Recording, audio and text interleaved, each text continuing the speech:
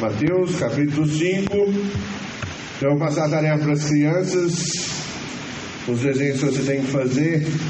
Como nosso texto hoje fala sobre pacificadores, o desenho que as crianças têm que fazer seria uma representação da paz. Então, o primeiro desenho que você, criança, tem que fazer, faz o símbolo que a gente hoje tem como o símbolo mundial da paz, seria desenha uma pomba. Então, depois a gente desenha, como sempre, a Bíblia e a cruz, mostrando que a paz sempre vem através do verdadeiro Evangelho, certo? Então seria uma pomba e a Bíblia e a cruz. Essa é a tarefa das crianças. E aí, claro, pai e mãe, quando você estiver em casa durante a semana para ensinar o filho, você vai falar sobre a ideia dos pacificadores aqui, que são aqueles que vão prezar pela paz, certo? Mateus capítulo 5. Vamos ler o texto inteiro até o verso número 11, mas hoje nós vamos focar no verso 9. Mateus 5, verso 1 em diante. Vendo Jesus das multidões, subiu ao monte, como se assentasse. Aproximaram-se os seus discípulos, e ele passou a ensiná-los, dizendo: Bem-aventurados os humildes de espírito, porque deles é o reino dos céus. Bem-aventurados os que choram, porque serão consolados. Bem-aventurados os mansos, porque herdarão a terra. Bem-aventurados que têm fome e sede de justiça, porque serão fartos. Bem-aventurados os misericordiosos, porque alcançarão misericórdia. Bem-aventurados os limpos de coração, porque verão a Deus. Bem-aventurados os pacificadores, porque serão chamados filhos de Deus. Bem-aventurados os perseguidos por causa da justiça, porque deles é o reino dos céus. Bem-aventurados sois quando por minha causa vos injuriarem e vos perseguirem, e mentindo disserem todo mal contra vós. Regozijai-vos e exultai, porque é grande o vosso galardão nos céus, pois assim perseguiram aos profetas que viveram antes de vós. Verso 9. Bem-aventurados os pacificadores, porque serão chamados filhos de Deus. Esse é o texto que nós vamos começar tratando hoje. E como sempre, por causa da profundidade do termo e do próprio texto, provavelmente serão mais 2 ou 3 pregações, como tem sido por cada bem-aventurança que você tem acompanhado. Se você tem acompanhado, lembra que a gente está dentro do Evangelho de Mateus, e Mateus está apresentando aos judeus quem seria esse Jesus. E ele está falando que esse Jesus é um Messias, ele é um rei. Ele é rei porque ele descende de Davi. Ele é Messias porque ele vem para salvar o povo dos seus pecados. Ou seja, ele também procede de Deus. E agora no capítulo 5, o próprio Cristo está ensinando aqui, ou está trazendo exatamente as questões as características daqueles que são salvos por Ele mesmo, pela graça. Se você é cristão, essas características das bem-aventuranças você tem que ter. Você precisa ser humilde de espírito, chorar, ser manso, ter fome e sede de justiça, ser misericordioso. Isso é uma característica daquele que tem o seu coração regenerado. Se você foi alcançado pela graça, essa característica tem que estar dentro de você. Lembrando também que essas características elas não podem ser desenvolvidas pelo ser humano ele mesmo. Não existe um curso arrasta para cima de como aprender a ser pacificador ou misericordioso. Todas essas características são características de Deus sendo derramadas sobre a humanidade. Ou seja, eu e você não podemos fazer nada para adquirir isso. Quando Deus te salva, Ele transfere isso para você.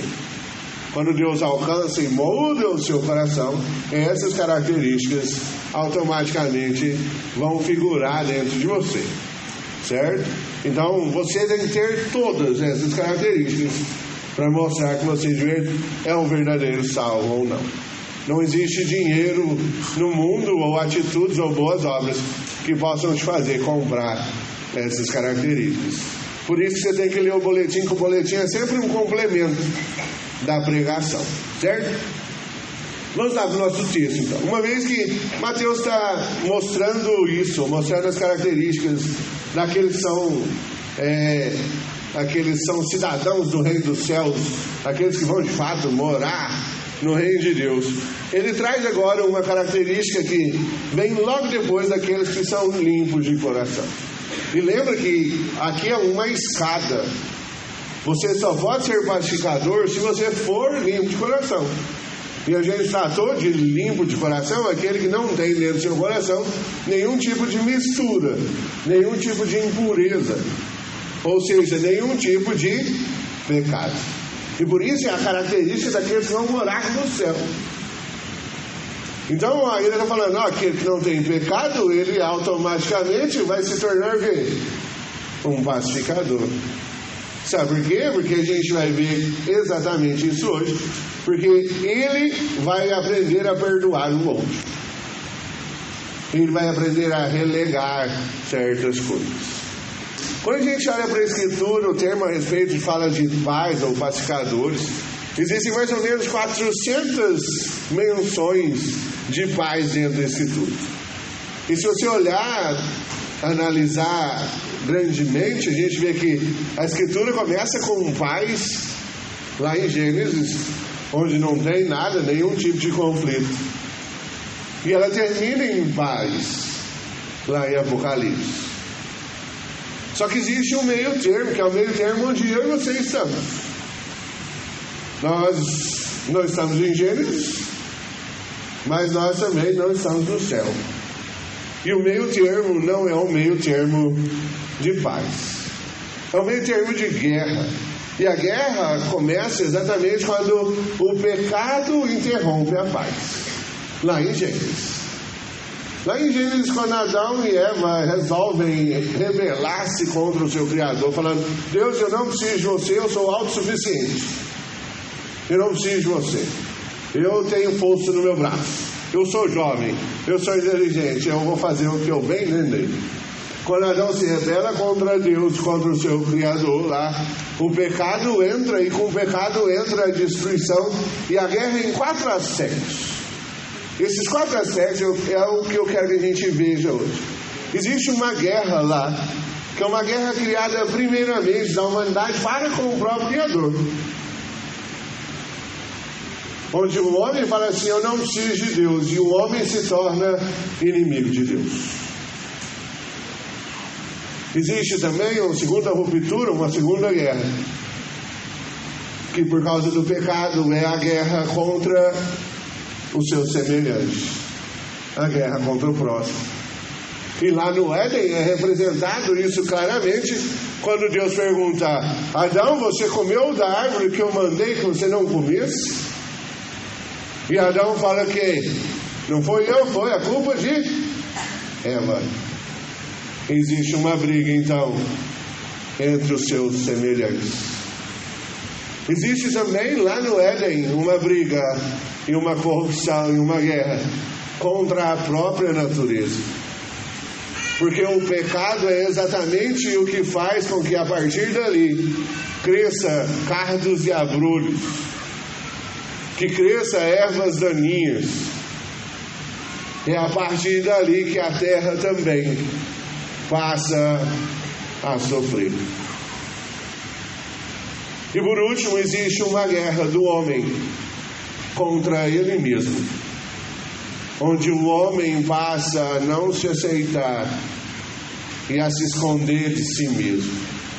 Por isso ainda hoje pessoas gastam milhões e milhões com cirurgias plásticas para tentar se sentir bem consigo mesmo, e nunca vão se sentir bem. Nunca será suficiente. Porque essa guerra é uma guerra que eu e você não podemos vencer a princípio. Essas guerras, elas começam por causa do pecado. Elas estão aí no meio da humanidade. E elas percorrem a humanidade desde quando a humanidade caiu em pecado. O próprio apóstolo Paulo fala lá em Romanos 7, nós falamos sobre isso terça-feira, se não me engano, e hoje de manhã que é o bem que eu quero fazer, esse eu não faço. Mas o mal que eu não quero, esse eu acabo praticando. Guerra contra o seu semelhante é fácil de a gente perceber. Dentro da história humana, a história humana é movida por guerras. Achava-se que agora, na virada do século XIX, século XX, a humanidade estava num intelecto tão grande, tinha desenvolvido grandes desenvolvimentos científicos. O nosso intelecto estava bom, as pesquisas científicas grandes, que a humanidade evoluída no seu conhecimento pararia de matar o seu semelhante. Em 1914, estoura a Primeira Guerra Mundial, e 30 milhões de mortos na Primeira Guerra Mundial. Poucos anos depois, estoura a Segunda Guerra Mundial, e 60 milhões de mortos. E pouco tempo depois, a gente tem o comunismo, também assolando milhões e milhões de mortos. E ainda hoje, a gente tem casos como a Rússia e a Ucrânia. A gente tem casos um pouquinho anteriores, da Guerra do Golfo I, Guerra do Golfo II, Vietnã e tantos outros conflitos onde o intelecto evoluído do ser humano continua matando os seus semelhantes. Por quê? Porque somos diferentes. Não, somos todos iguais. E aí que vem a grande questão, onde a própria Escritura acaba dando um tapa na cara da gente. Porque Cristo fala assim, uma vez que ele é questionado sobre expulsar demônios em nome de Beelzebub, ele fala assim: o diabo não tem a casa dividida, porque um reino dividido não subsiste. Não tem como um reino brigar dentro de si. E aí, para você perceber que se o diabo e as forças demoníacas não são divididos, quão piores são os seres humanos que brigam entre si e matam uns aos outros nas suas guerras. Algo a se pensar, não? E o texto de hoje ele fala assim: e agora? E agora? O que fazer? Porque só entro no céu se eu for um pacificador. Mas a questão é, você é? Um pouquinho mais na frente, lá no texto, verso número 21, no capítulo 5, a gente vai ver o próprio Jesus falando assim, ó, ei, presta atenção, do homicídio. Os antigos falavam que o homicídio era simplesmente se você matasse alguém. Mas o próprio Cristo fala assim, ó, eu porém te digo que se você chama outra pessoa de tolo, de bobo, de imbecil, de cabeça oca, se você guarda vingança contra ele, ou quer que ele tombe na sua frente, ou quando ele cai, você fala assim, achei pouco, merecia mais. Jesus está falando, você é culpado do mesmo homicídio. E a pergunta é, quem se encaixa então nos pacificadores? Porque se você é mais ou menos parecido como eu, ao andar no centro, no meio ali, quando as carretas travam o cruzamento, se você é parecido como eu, você matou vários caminhoneiros na sua mente. Porque eu mato eles direto. Para miserável, podia nem ter existido. Não sabe que tem lei? Mas então não me encaixo nos pacificadores. Logo, não estou no céu. Quem encaixa? Vamos tentar achar uma mensagem de esperança para mim e para você. Uma vez que a gente entende isso, a gente está perdido. Se nós não somos pacificadores, não estamos no céu. E aí não agimos de misericórdia, porque a gente quer matar o outro. Então nós já não temos as características que aqueles que deveriam estar no céu têm. E agora, a gente vai ver que vamos olhar os textos, que fica melhor, mais fácil. João capítulo 16. Evangelho de João capítulo 16.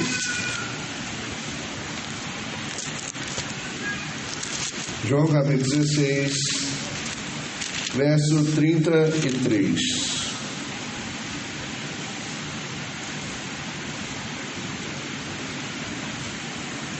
Olha o que Jesus diz a respeito das coisas que a gente tem no mundo.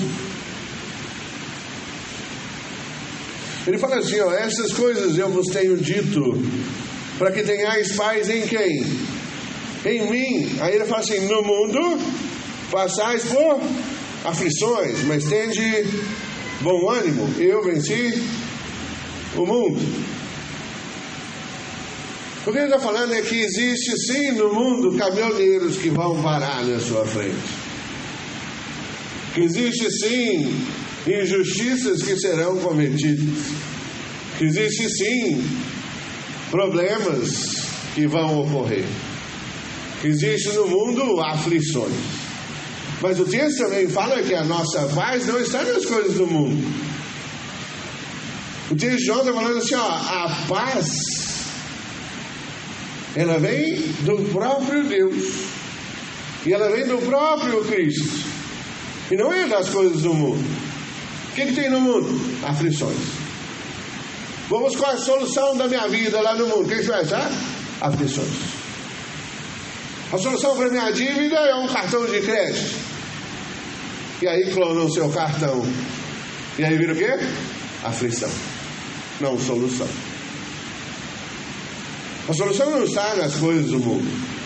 A solução está em Cristo Jesus. E eu e você, uma vez que somos regenerados pela graça, nós temos que ser de fato aqueles que são os portadores da paz, os pacificadores. Em um mundo belicoso do qual nós vivemos, eu e você agimos como promotores da paz. Eu e você temos que impedir a guerra e não semear discórdia. Provérbios 19:16 vai falar que quem semeia contendas é maldito. Thomas Watson, um grande puritano, diz que aquele que semeia discórdia e contendas e guerra, a ideia que ele coloca é o correio do diabo. Ele é o correio do diabo. Ele vai entregando maldições e guerras para a humanidade. E para esses, resta o inferno. Vamos lá, para a parte da esperança. A parte da esperança é que eu e você, nós somos pacificadores quando nós anunciamos o Evangelho da paz. Quando eu e você passamos a anunciar o Evangelho da paz, eu e você somos pacificadores. Romanos capítulo 5, verso 1 diz o quê? Temos paz com Deus mediante Jesus Cristo, é aquele que nos justificou dos nossos pecados. Mas melhor que tudo, qual é esse Evangelho da paz? Vamos olhar alguns textos dos profetas. Abre Isaías capítulo 9. Isaías capítulo 9, verso 2.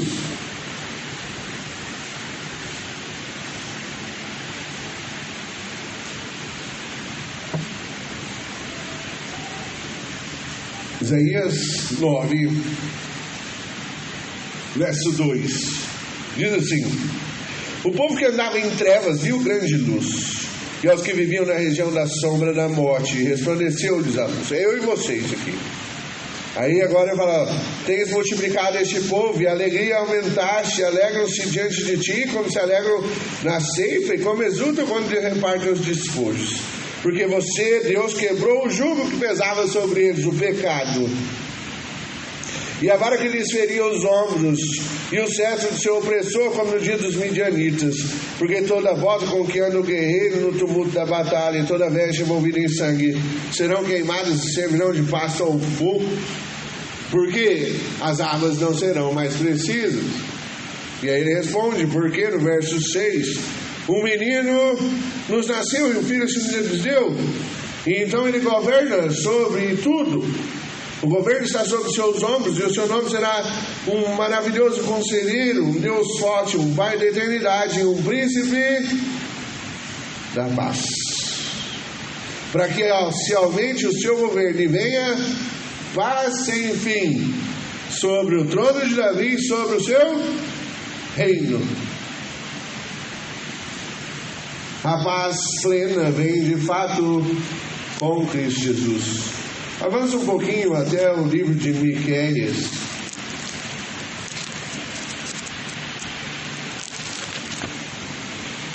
Sabe onde fica Miqueias?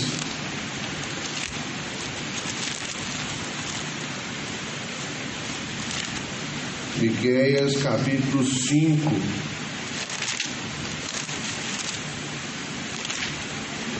Miqueias capítulo 5, verso 2.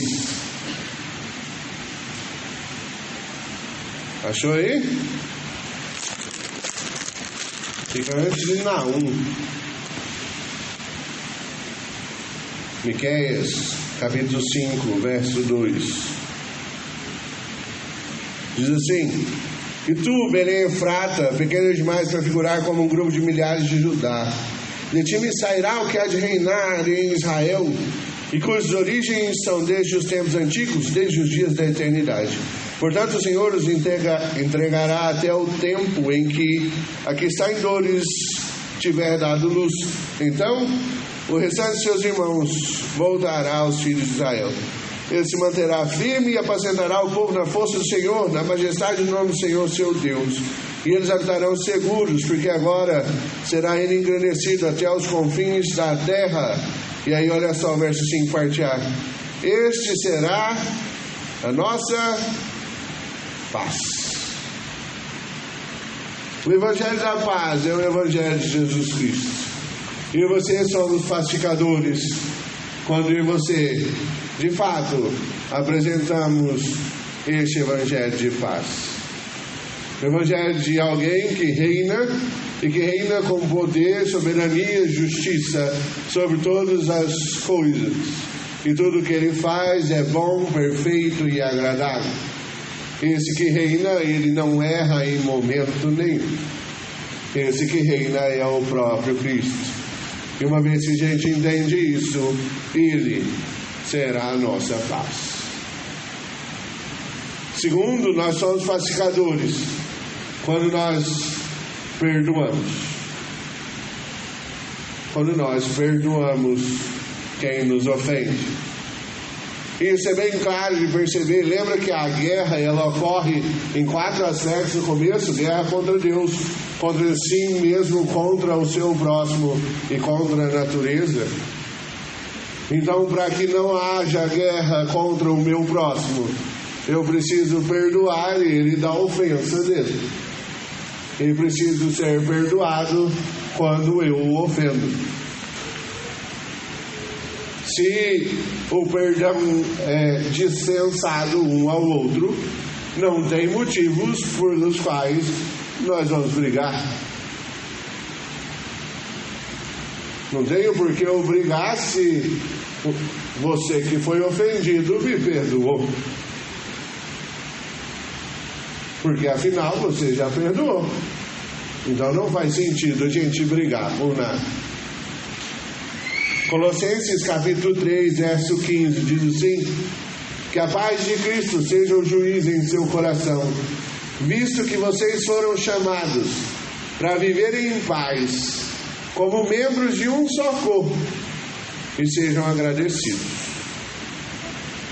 Se nós somos membros de um só corpo e fomos chamados para viver em paz, isso implica que eu e você temos que aprender a conviver com os defeitos uns do outro. É simples, vamos dar um exemplo prático. Pega o seu próprio corpo. No seu próprio corpo você sabe os defeitos do seu corpo. E você vive bem com o seu corpo. Pelo menos deveria viver. Porque afinal, tem como trocar por outro? Não. Por enquanto não, né? Então, paciência. Vou dar um exemplo prático. Eu sou surdo de um ouvido. Tem como eu comprar um outro ouvido? Não. E aí? Paciência. Engole o choro. E se precisar escutar, vira o que escuta. E o que não escuta? Não vai fazer nada com ele. Não vou botar fora. Deixa aí. Simples. Tem que aprender a lidar com o outro como se fosse o seu próprio corpo. A ideia que ele está colocando aqui é, você e eu fomos chamados para viver em paz uns com os outros. E como membros de um corpo, nós temos que viver em paz. Paulo fala isso lá em Coríntios também, quando ele fala, você que é a mão, você não pode reclamar da orelha. E a orelha não pode reclamar da boca, e a boca não pode reclamar das pernas. Porque se uma das partes falha, o corpo inteiro vai falhar. Então você não pode reclamar. E se a boca fala assim, eu faço todo o trabalho, porque é eu que tenho que mastigar a comida. Aí o braço fala assim, então eu não vou levar o garfo até a boca, e agora? E aí se o braço não leva, a boca não mastiga. Tá vendo como não faz sentido? Por isso que, olha, pega a escritura, que falando, nem o reino de Satanás é dividido. Porque ele não funciona. Pega o seu corpo. Se o seu corpo for dividido, ele não funciona. Então, por que a igreja age como se a gente fosse os piores inimigos uns dos outros? Por que a gente não age como uma família e um só corpo? Porque vai funcionar quando a gente agir como um só corpo. Falo isso para vocês todo domingo do almoço. O almoço só funciona enquanto eu vou querer servir você. Chegar um momento que eu passar a olhar para mim mesmo e falar assim, não, eu quero ser servido, a partir daí o almoço vai dar ruim, vai falhar. A perspectiva do cristianismo é sempre ir em favor do outro, servir o outro com o melhor que você tem. E esse é o maior no reino dos céus. Ser pacificador é de fato perdoar a ofensa do outro. Da mesma forma que o príncipe da paz perdoou a ofensa que foi feita a ele, por mim e por você. Nós somos pacificadores quando reconciliamos pessoas. Abra sua Bíblia em 2 Coríntios, capítulo 5. 2 carta aos Coríntios, capítulo 5.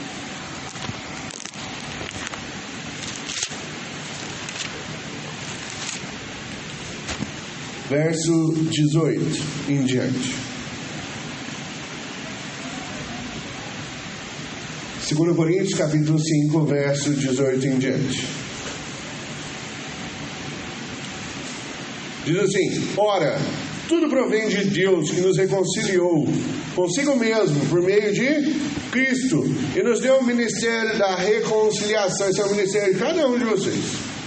A saber, que Deus estava em Cristo reconciliando consigo o mundo, não imputando aos homens as suas transgressões, e nos confiou a palavra da reconciliação, de sorte que somos embaixadores em nome de Cristo, como se Deus exortasse por nosso intermédio.